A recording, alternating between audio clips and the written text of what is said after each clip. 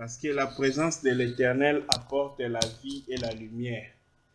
Nous bénissons le Seigneur pour son œuvre merveilleuse au milieu de nous.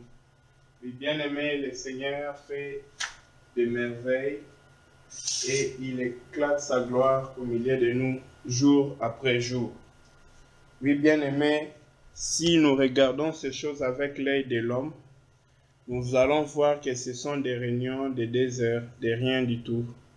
Mais bien-aimé, si Dieu pouvait nous donner l'œil de voir spirituellement tout ce que l'Éternel accomplit au milieu de nous, j'espère que personne ne pouvait s'accorder l'élixir même d'être absent un jour. Donc nous bénissons le Seigneur pour tout ce qu'il est en train d'accomplir et de nous préparer pour les jours à venir. Nous avions hier partagé ici sur l'autel. Hier, nous nous étions focalisés sur la restauration de l'autel. On a parlé dans la restauration de l'autel hier en expliquant la nécessité de l'autel. Parce que l'autel, frères et sœurs dans le Seigneur, c'est très important. Alors hier, on s'est arrêté au niveau de parler sur l'autel en long et en large sans entrer en profondeur.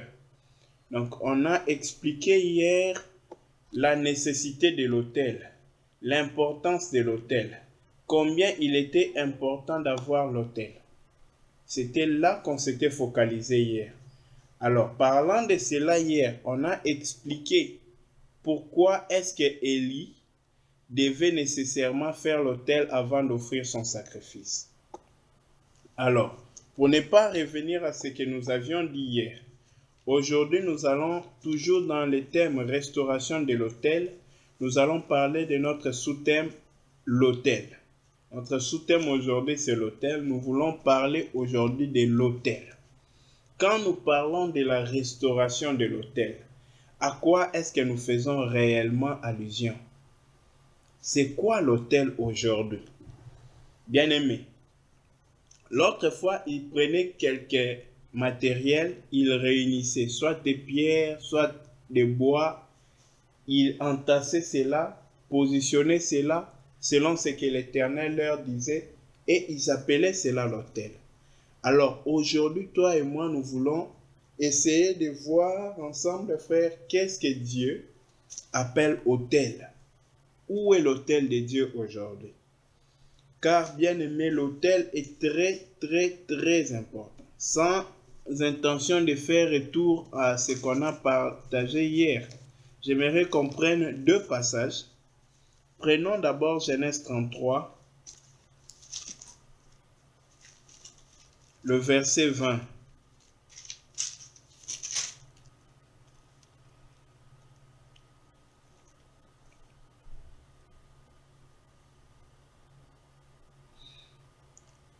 Prenons verset 19 à 20. Genèse 33, 19 à 20, je vais lire.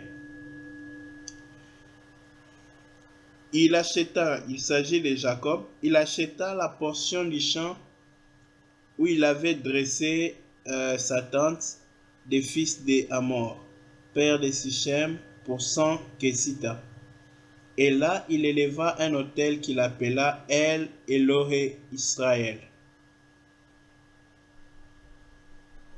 Il éleva un autel qu'il appela El, c'est-à-dire l'Éternel ou Dieu, Elohim, Israël. Bien-aimé dans le Seigneur, il y a une raison derrière toute chose. Si vous retournez en arrière, vous allez comprendre qu'il ne s'agissait pas de Jacob, mais c'était le mode de vie de toute une génération. Oui, ça n'a pas commencé avec Jacob, mais retournons dans Genèse 12. Nous allons encore voir de quoi il s'agit. Frère, quand Abraham a quitté la terre de ses ancêtres, quand l'Éternel l'a envoyé vers le lieu où que l'Éternel lui montrera, qu'est-ce qu'Abraham a commencé à faire? Prenons Genèse 12, versets 6 à 9. Je vais lire Genèse 12, Abraham parcourut le pays jusqu'au lieu nommé Sichem, jusqu'aux chaînes de Morée. Les Cananéens étaient alors dans le pays. L'Éternel apparut à Abraham et dit, je donnerai ce pays à ta postérité. Et Abraham bâtit là un autel à l'Éternel qui lui était apparu. Je m'excuse. Il se transporta de là vers la montagne, à l'orient de Bethel, et il dressa ses tentes ayant Bethel à l'occident et Haï à l'orient. Il bâtit encore là un autel à l'Éternel et il invoqua le nom de l'Éternel. Abraham continua ses marches et s'avança vers le midi. Bien-aimé, à 2 reprises, Abraham arrive quelque part. La première des choses qu'il fait, il bâtit un autel. Quand il est arrivé à Sichem, il a bâti un autel. Lorsque Abraham est arrivé à Bethel, vers les montagnes à l'orient de Bethel, encore il dressa, bien-aimé, il bâtit un autel encore à l'Éternel. Qu'est-ce que nous remarquons ici, frère? À chaque fois que ces gens qui ont marché avec le Seigneur avant nous, nos ancêtres dans la foi, frère, ces gens qui ont connu le Seigneur et dont le Seigneur n'a pas honte de se présenter, quand le Seigneur veut se présenter auprès d'un humain, frère, le Seigneur vient se présenter en leur nom. Ah, c'est merveilleux, frère. Attention, celui qui parlait à Moïse dans les buissons, frère, ce n'était pas un homme, c'était le Dieu qui a créé les cieux et la terre. Mais quand il voulut se présenter à Moïse, il va se présenter au nom de ces 3 personnes, Abraham, Isaac et Jacob. Il s'est fait référence. Vous savez, supposons que tu te connais avec quelqu'un qui est influent ou quelqu'un qui est important. Si tu veux donner référence, tu ne vas pas chercher le moins influent. Tu vas chercher celui qui est le plus connu parce qu'il sera facilement repéré. Donc, Dieu, lorsqu'il devait se présenter auprès de Moïse, l'Éternel Dieu ne va pas se présenter comme Dieu. Il va dire à Moïse, je suis Dieu, mais je suis aussi un Dieu qui est lié à tes précédents, à tes antécédents, à ceux qui ont été avant toi. Bien-aimé dans le Seigneur, il y a une raison à cela. Parce que Abraham, Isaac, Jacob avaient tous personnellement connu Dieu et marché avec Dieu. Oui, la Bible nous parle de Enoch qui a marché avec Dieu. Mais Abraham, Isaac et Jacob ont marché avec Dieu aussi, même si ce n'est pas écrit. Voilà pourquoi il y avait une certaine profondeur d'intimité entre Dieu et ses gens. Au point où lorsque Dieu devait venir parler, frère, l'Éternel venait se présenter en leur nom. Abraham, Isaac et Jacob. Bien-aimé, il est merveilleux ce Dieu. Or, qu'est-ce qui s'est passé dans la vie de ces gens qui connaissaient bien l'Éternel? Bien-aimé, à chaque fois quand ils arrivaient quelque part, la priorité de leur cœur, c'était de bâtir un autel. Maintenant, la question, c'est celle-ci. Pourquoi un autel? Bien-aimé, si vous lisez, vous allez vous rendre compte qu'on ne parle pas de sacrifice ici, mais on parle de l'autel. Qui a dit à Abraham que pour pouvoir rencontrer l'Éternel, il faut bâtir un autel? Pour appeler l'Éternel, il faut qu'il y ait un autel. Pour que la présence de Dieu vienne communier avec l'homme, il faut l'autel. Pour que Dieu se mette en communion, en union avec l'homme, il faut l'autel. Qui a dit cela à Abraham? Pourquoi Abraham, lorsqu'il devait causer avec l'Éternel, il ne commençait que par l'autel? Pourquoi l'autel était une priorité partout où il partait? Il n'avait pas un lieu où il a manqué d'établir l'autel. Pourquoi, frère? Dans l'écart des 2 versets, on ne connaît pas combien de temps ça lui a pris pour partir de Sichem jusqu'à l'orient de Bethel. On pourrait calculer ça si on cherchait avec les livres et tout. Mais bien aimé dans les Seigneurs, ce que nous retenons ici, dès qu'il arrivait quelque part, Abraham avait une priorité, avait une nécessité. Abraham avait une urgence. Ce qui lui importait dans les lieux là n'était pas ce qu'il voyait. Ce qui lui importait partout où il allait, c'était un lieu où lui et Dieu puissent se rencontrer. Un lieu où Dieu sera présent, un lieu de rendez-vous entre Dieu et l'homme. Lui, il va rencontrer Dieu et Dieu va le rencontrer lui. Oh bien-aimé, je vais ici pointer l'essentiel et l'accent sur une chose. Remarquons qu'ici, on nous parle de l'autel et on nous parle d'invoquer l'Éternel. On n'a pas même parlé des sacrifices. Bien-aimé, c'est pour nous dire une chose. L'autel est très important. L'autel est hyper important dans la vie chrétienne. Oui, vous allez dire que c'est l'ancienne alliance. Mais sachez que ce qui était, c'est ce qui sera. Car, bien aimé, ce qui était, c'est ce qui encore reviendra. En réalité, Dieu, bien aimé, il est le même. Et la nécessité de l'autel n'était pas dans l'ancienne époque seulement. Cette nécessité est aujourd'hui. Voilà pourquoi, enfant de Dieu, la nécessité de savoir qu'est-ce qu'est l'autel, pourquoi l'autel, pourquoi ces gens faisaient toujours l'autel, quels étaient les secrets dans leur cœur, eux qui connaissaient Dieu, qu'est-ce qu'ils voyaient en Dieu, qu'est-ce qu'ils ont entendu de Dieu, qu'est-ce que Dieu leur a dit, pourquoi toujours l'autel. Bien-aimé, pendant qu'il s'est déplacé, il n'a pas cherché beaucoup de choses. La Bible ne dit pas que quand il arriva là-bas, il commença par autre chose. Il bâtit l'autel à l'Éternel. Quand il arriva au chêne de Mamré, il bâtit l'autel, bien aimé dans le Seigneur. Abraham connaissait ce qui était essentiel partout où il partait. Frère, ce qui est essentiel quand tu pars dans ta journée, quand tu ouvres tes yeux pour commencer ta journée, c'est d'abord l'autel. C'est là qu'il faut commencer. C'est là-bas, frère. C'est là parce que celui qui n'a pas l'autel ne peut pas rencontrer Dieu.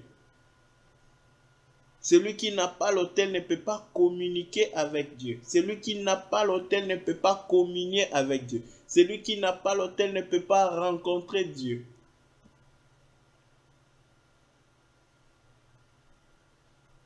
Bien-aimé dans le Seigneur, il est très important de connaître les motifs pour lesquels ces gens qui connaissaient l'Éternel, au point que Dieu se présentait en leur nom, ils avaient mis un accent sur l'autel. Parce que l'autel, c'est le lieu où on se rencontre et on communie avec Dieu. On va poursuivre. Nous allons remarquer quelque chose. Il y a quelque chose de très, très important que j'aimerais souligner encore pendant qu'on parle de l'autel. C'est la grandeur ou la nécessité de l'autel. On pourra y revenir après. Avançons d'abord avec une approche de la pensée sur l'autel. Car bien aimé, les choses de Dieu, il ne faut pas les définir. Dieu les a définies dans la Bible. La définition des termes divins que Dieu emploie pour nous donner une idée au travers de nos termes humains, la compréhension de ces termes-là sont divins. Alors, à l'homme de ne pas les varier. Rentrons dans notre écriture d'hier, 1 Roi 18, pour comprendre un peu la pensée sur l'autel. Qu'est-ce qu'est l'autel? Dans 1 Roi 18, on nous présente un peu l'autel, frère. 1 Roi 18, verset 34 verset 32, pardon, jusqu'au verset 36. Lisons. Et il bâtit avec ses pierres un autel au nom de l'Éternel. Il fit autour de l'autel un fossé de la capacité de 2 mesures de semences. Il arrangea le bois, coupa le taureau par morceaux et les plaça sur le bois. Puis il dit, remplissez d'eau 4 cruches et versez-les sur l'holocauste et sur le bois. Il dit, faites-le une deuxième fois. Et ils le firent une deuxième fois. Et il dit, faites-le une troisième fois. Ils le firent une troisième fois. L'eau coula autour de l'autel et l'on remplit aussi d'eau le fossé. Alors la présentation de l'offrande, Élie le prophète s'avança et dit, c'est ici l'autel, frère, au verset 36. Il dit, Éternel Dieu d'Abraham, d'Isaac et d'Israël, que l'on sache aujourd'hui que tu es Dieu en Israël, et que je suis ton serviteur, et que, c'est ici l'autel, frère, voici l'autel, et que j'ai fait toutes ces choses par ta parole. Bien-aimé dans le Seigneur, très loin dans le cœur d'Abraham, d'Israël, de Jacob, il y avait cette voix de l'Éternel qui leur disait, pour rencontrer l'Éternel, il faut dresser un autel. Voilà pourquoi lorsqu'il s'était fait bien-aimé, le moment de chercher le Seigneur, Abraham commençait par établir l'autel partout où il partait. Parce qu'il devait écouter la voix de l'Éternel sur les lieux où il s'est pointé. Par rapport au plan de l'Éternel, à la vision de l'Éternel, à la pensée de l'Éternel. Où suis-je maintenant? Suis-je toujours dans le plan de l'Éternel ou hors du plan? Il fallait consulter l'Éternel. On ne peut pas consulter l'Éternel sans bien aimer l'autel. C'est impossible. On ne peut pas offrir à l'Éternel sans autel. Or, l'autel, c'est dans le verset 36 qu'on nous en donne une idée. L'autel, frères et sœurs dans le Seigneur, c'est ceci. Et que j'ai fait toutes ces choses par ta parole. Rentrons d'abord dans la construction de l'autel. Vous allez comprendre une chose, frère. Quand Moïse même construisait l'autel d'Aran, tout ce qu'il faisait était selon le modèle, selon la pensée, l'ainsi dit de l'Éternel. L'autel, frère, c'est le lieu où on vient offrir à l'Éternel. C'est le lieu où on vient offrir à l'Éternel. C'est le lieu aussi où Dieu vient recevoir ce que nous lui offrons. Mais cet autel-là, bien-aimé, ce n'est pas un autel qui a un format humain. Ce n'est pas un autel qui a une dimension humaine. Parce que Dieu ne marche pas sur la plateforme humaine. Dieu n'est pas une créature. Oui, Dieu visite les créatures, mais il est le créateur. Dieu n'est pas un matériel, il est esprit. Voilà pourquoi, frère, l'autel de l'Éternel, où l'homme vient offrir à l'Éternel et Dieu vient communier à l'homme, bien-aimé, ne peut pas être quelque chose sur la plateforme de l'homme. Parce que nous savons, frère, que notre Dieu ne bouge pas. Il est assis sur son trône. Il ordonne, il coordonne, il dirige toute sa création depuis son trône. Il n'a pas besoin de bouger pour arriver quelque part afin que les hommes bien-aimés puissent expérimenter ou pratiquer ou que ses ordres soient observés. Dieu est assis sur son trône. Mais pour que l'homme parvienne bien-aimé à pouvoir rencontrer Dieu là-bas sur son trône, il faut que l'homme bien-aimé s'identifie à l'unité des mesures divines. Or, Dieu est la parole. Maintenant, lorsque l'autel doit être fait ici sur terre, Dieu va dire à Moïse de ne pas faire l'autel, mais de répéter l'autel qu'il a vu, de remanifester ce que lui a vu comme autel, de réimprimer l'autel qu'il a vu, de remanifester l'autel qu'il a vu. En réalité, c'est ce qui est divin, c'est ce que Dieu a dit, c'est ce qu'il faut maintenant faire porter la chair, c'est ce qu'il faut faire porter le physique. L'autel bien-aimé, ce n'est rien d'autre que l'ensemble de tout ce que Dieu a dit concernant l'autel, qu'il faut mettre là en place. Quand Élie a fini de faire l'autel, frère, comment il a bâti l'autel? C'était en faisant toutes les choses que la parole de Dieu a dit. J'ai fait toutes ces choses par ta parole. C'est ça l'autel. C'est l'acte de faire toutes choses selon la parole. Ce qu'on aura fait là, c'est ça l'autel de Dieu. L'autel de Dieu, ce n'est pas la parole déclarée seulement de Dieu. C'est bien aimé la parole déclarée par Dieu, maintenant appliquée par nous. C'est cette parole-là qui devient le lieu de communion entre Dieu et l'homme. Parce que la parole de Dieu, c'est l'alliance de Dieu. Dieu lui-même ne peut pas, bien aimé, révoquer, bien aimé, son alliance. Dieu est fidèle à son alliance. Dieu ne peut pas se retourner contre sa parole. Dieu est fidèle à sa parole. Voilà pourquoi, frère, l'autel, c'est là où l'homme et Dieu, c'est la convenance entre Dieu et l'homme. C'est là où les deux se sont convenus. C'est là où les deux s'unissent. C'est là où les deux peuvent matcher, frère. Maintenant, notre problème à nous. Oh, Abraham, Isaac, Jacob connaissaient que l'autel, par rapport à leur temps, frère, et la manifestation de l'amour de Dieu dans leur temps. L'autel, il était question des fois de bois, des fois de pierre, des fois de la cuve. L'autel en airain. Mais bien aimé, aujourd'hui, toi et moi, Dieu n'a plus affaire avec Jacob parce qu'il n'est plus parmi les humains. Il est déjà mort, décomposé. Mais aujourd'hui, Dieu a affaire avec toi et moi. Oui, entre guillemets, Jacob est vivant. Abraham est vivant. On y reviendra un jour prochainement. Mais bien aimé dans le Seigneur, Dieu aujourd'hui ne parle plus à Abraham. Il te parle à toi et à moi. Afin que toi et moi, nous puissions, bien aimé, connaître notre autel.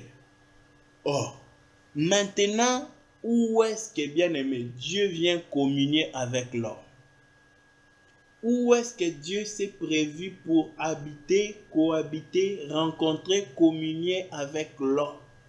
C'est ça le problème. Aujourd'hui, beaucoup de gens vont à l'église pour rencontrer Dieu. Bien aimé, ils vont là où Dieu n'est pas circonstanciellement.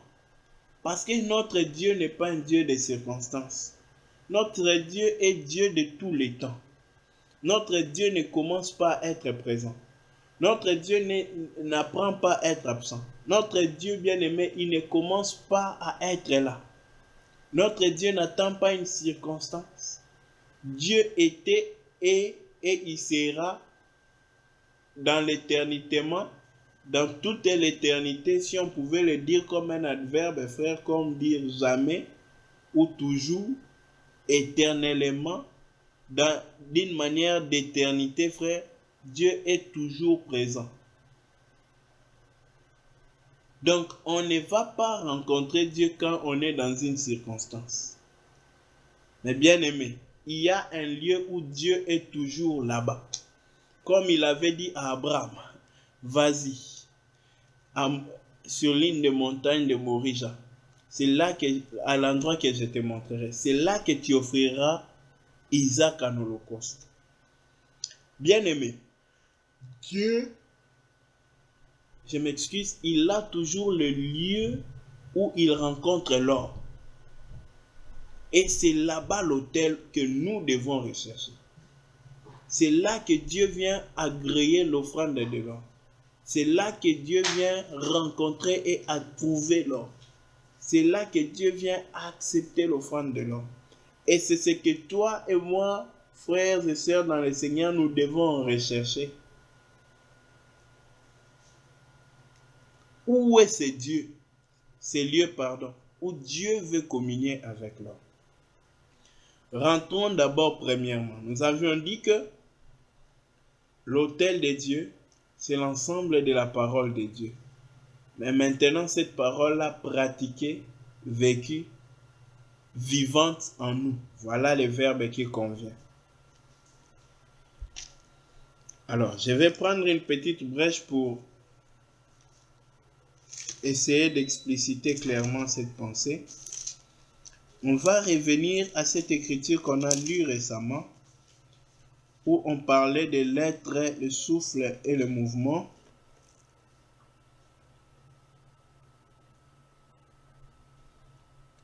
Parce que nous voulons expliquer c'est quoi la parole de Dieu rendue vivante en nous. C'est quoi la parole de Dieu présente en nous. C'est ici, frère, nous voulons expliquer la vie. Pas la vie de l'homme, mais la vie de la parole de Dieu en nous. Est-ce que la parole de Dieu continue à vivre en nous? Il dit, car en lui nous avons la vie, le mouvement et l'être. La vie, les mouvements et l'être. La vie, les mouvements et l'être. C'est en Christ. Bien-aimé dans le Seigneur. Lorsque la parole de Dieu vit, elle opère. C'est ça le mouvement. Et puis elle est dans nos cœurs. Bien-aimé, cette parole-là deviendra le lieu où Dieu viendra rentrer en communion avec nous. Ça sera la plaine d'atterrissage de Dieu. Parce que Dieu est la parole. Et la parole, c'est Dieu. Partout où la parole de Dieu est, bien-aimé, Dieu vient. Or, l'homme au-dedans de lui, il n'y a qu'un seul endroit où la parole de Dieu peut demeurer. Ouais, frère. La parole de Dieu peut porter les fruits dans tout le corps de l'homme. C'est-à-dire, si ma main volait, ma main ne va plus voler. Si ma bouche parlait des bêtises, ma bouche ne va plus dire des choses souillées, des paroles souillées.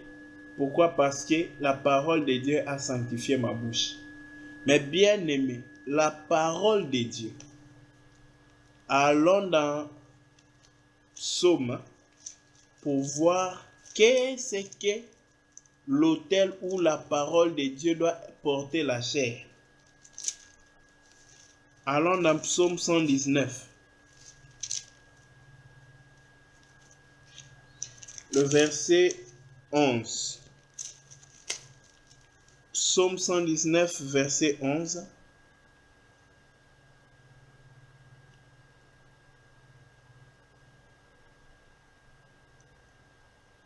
Écoutons la pensée de David ici.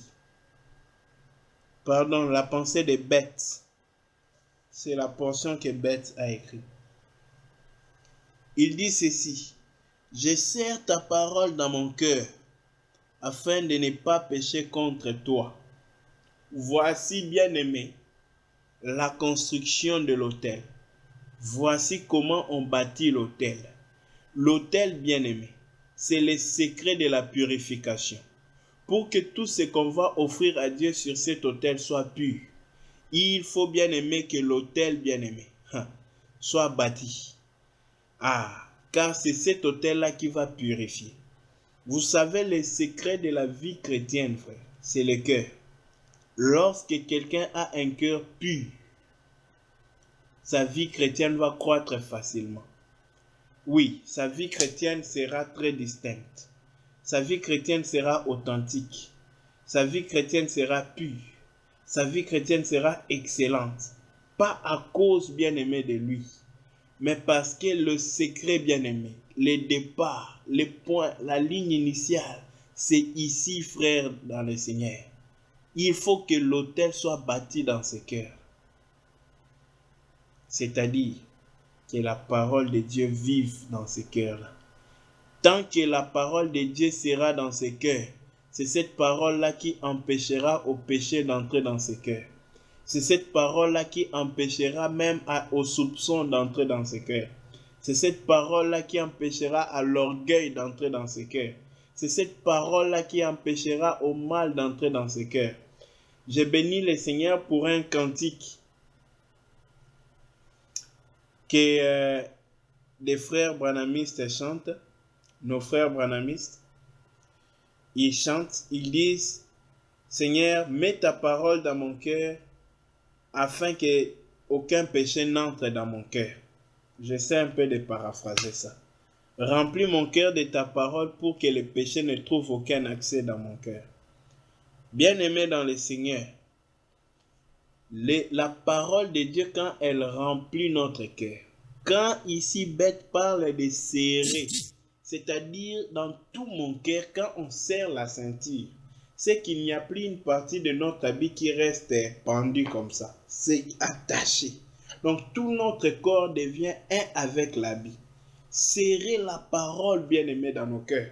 C'est que dans nos cœurs, il n'y a que de la parole de Dieu. Oh bien-aimé, c'est le secret pour la victoire sur les péchés.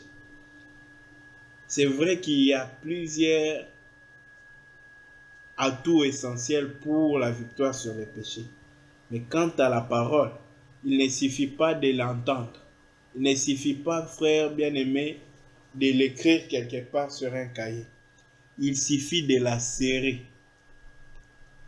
Et on serre la parole pas en lisant les Écritures, en méditant les Écritures. C'est comme ça qu'on bâtit l'autel pour Dieu. Car c'est dans cet autel-là que Dieu viendra résider. Bien-aimé dans le Seigneur, notre problème aujourd'hui, c'est d'avoir l'autel. Car, bien-aimé, lorsque nous faisons tout selon le modèle de la parole, même lorsque un homme a péché, le modèle de la parole lui donnera comment il doit bâtir pour restaurer l'autel. Car la parole ne nous informe pas seulement comment surmonter les péchés. La même parole nous informe comment purifier lorsque l'homme a péché. Par la repentance sincère et honnête.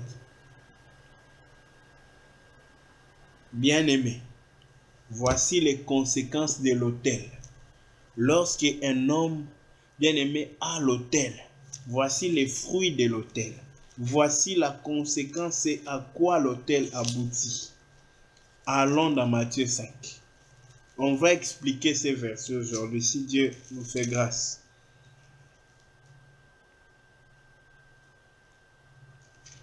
Matthieu 5, le verset 8. Lisons au nom du Seigneur Jésus-Christ. Heureux ceux qui ont le cœur pur. On va continuer après. Heureux ceux qui ont le cœur pur. Bien-aimés dans le Seigneur, quand on parle en chimie de l'eau pure, ce n'est pas de l'eau qu'on peut boire, ce n'est pas de l'eau propre ou ce n'est pas non plus de l'eau non consommable ou impure ou sale. C'est de l'eau qui ne contient que de l'eau. Or, quand les hommes sages nous parlent, que ce soit David ou Salomon nous parlent, frère, du cœur de l'homme, ils disent que le cœur de l'homme est mauvais. Quand Jésus, qui était pur, parle du cœur de l'homme, il dit que c'est du cœur que viennent toutes les mauvaises pensées. Et bien aimé, ici, le même Jésus nous explique qu'il y a le cœur pur. Ah, faut maintenant se demander comment un cœur peut être pur. Voilà pourquoi je n'ai pas lu les versets en entier. Parce qu'il fallait comprendre d'abord qu'il y a un cœur pur. Celui qui a le cœur pur, c'est celui qui a le cœur qui ne contient que la pureté. Or, ce qui est pur, frère, ce n'est pas l'humain, ce n'est pas quelque chose créé, c'est Dieu, c'est la parole de Dieu. Voilà pourquoi nous avions expliqué avant que pour que l'homme bien-aimé puisse avoir l'autel, il ne doit pas seulement recevoir la parole, mais il doit serrer la parole dans le cœur. C'est alors que son cœur ne contiendra que la parole et son cœur sera pur. Et ces cœurs purs-là, la conséquence, les fruits bien-aimés de l'autel, c'est que Dieu restera toujours là au rendez-vous avec l'homme. Dieu sera toujours au rendez-vous, au poste où Dieu bien-aimé a promis à l'homme de le précéder. Quand Abraham marchait pour aller vers Morija, frère, vous savez où était l'Éternel? Virgule. L'Éternel était là où il parlait à Abraham. Virgule. L'Éternel était à Morija en train d'attendre Abraham. Virgule. L'Éternel était assis sur son trône. Bien-aimé dans le Seigneur, là où on rencontre l'Éternel, c'est dans l'autel. Là où on voit l'Éternel, c'est dans l'autel. Là où l'Éternel rencontre l'homme, c'est à l'autel. C'est là-bas le lieu de la rencontre. Et l'autel, frères et sœurs dans le Seigneur, attention, ce n'est pas le cœur impur de l'homme, mais c'est le cœur rempli de la parole de Dieu de l'homme. C'est le cœur bien-aimé inondé par la parole de Dieu. Là où aucune jalousie ne peut accéder. Aucune haine ne peut y entrer. Aucun soupçon ne peut y accéder. Parce que le soupçon va rencontrer bien-aimé une partie de l'ainsi dit l'Éternel. Qui dit que l'amour ne soupçonne.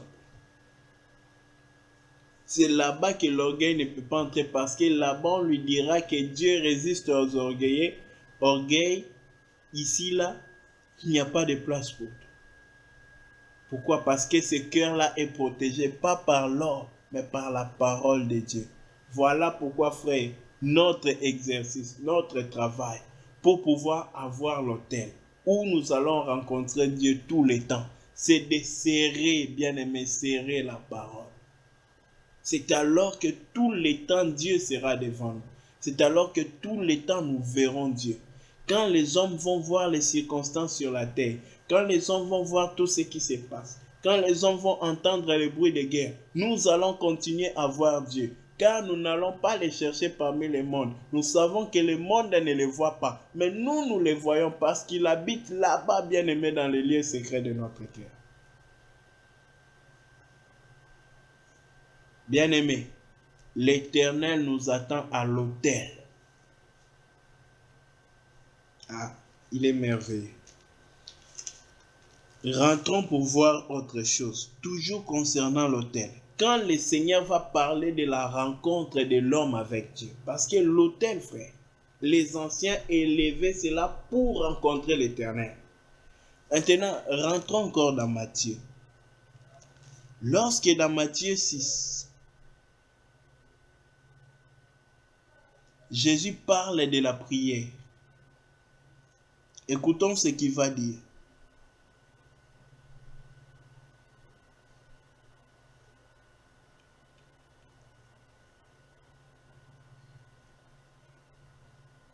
Prenons Matthieu 6, 4.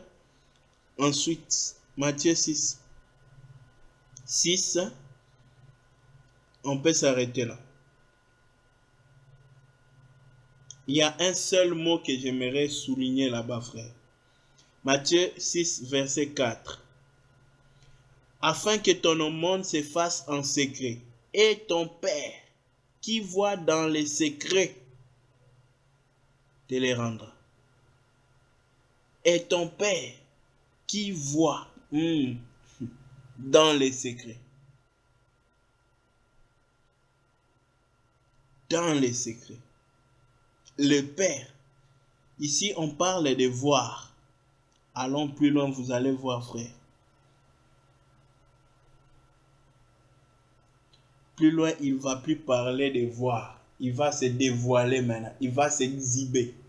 Écoutons. Mais quand tu pries, entre dans ta chambre, ferme ta porte et prie ton Père qui est dans le lieu secret. Ici, il parle du verbe être. Bien-aimé, vous savez pourquoi il n'avait pas montré à Abraham exactement le lieu où il envoyait? Parce que c'était le lieu où l'Éternel le précédait. C'était les lieux secrets. L'Éternel aime les lieux secrets. Voilà pourquoi il se couvre de ténèbres, bien-aimés, pour faire ces mystères. C'est dans ces ténèbres-là dont parle Salomon que Dieu se couvre. C'est les secrets de Dieu. Ce n'est pas que Dieu en lui il y a des ténèbres, point de ténèbres dans notre Père des Lumières. Mais l'obscurité dont les Écritures parlent dans Salomon, frère, pour expliquer que l'Éternel se cache dans des mystères cachés. Il aime le secret. Il est caché. Ah, on ne peut pas l'atteindre. Il doit se révéler. Or, bien-aimé, là où Dieu se révèle, là où Dieu rencontre l'homme, là où l'homme voit Dieu, là où Gédéon avait vu l'ange de l'Éternel qui était l'Éternel, bien, qui vient pour recevoir l'offrande. Ah. Bien-aimé dans le Seigneur, ce n'est que là-bas dans l'autel. C'est sur l'autel que l'on peut rencontrer l'Éternel. C'est là-bas qu'on ne voit plus autre chose que l'Éternel lui-même. Vous allez comprendre que les deux personnes qui sont sorties bien-aimées hors du jardin, les deux bien-aimés avaient l'autel. Mais un a rencontré Dieu, un autre n'a pas rencontré Dieu. Parce qu'un avait un autel bâti par la parole de Dieu. Et l'autre avait un autel bâti par l'intelligence, la sagesse de l'homme et toutes les superbes capacités de l'homme. Abel avait la foi qui vient de la parole de Dieu. Parce qu'il entendait Dieu. Il connaissait Dieu. Il était un ami de Dieu. Mais Caïn, frère, il était intelligent. Il connaissait beaucoup. Mais frère, il ne connaissait pas le cœur de Dieu.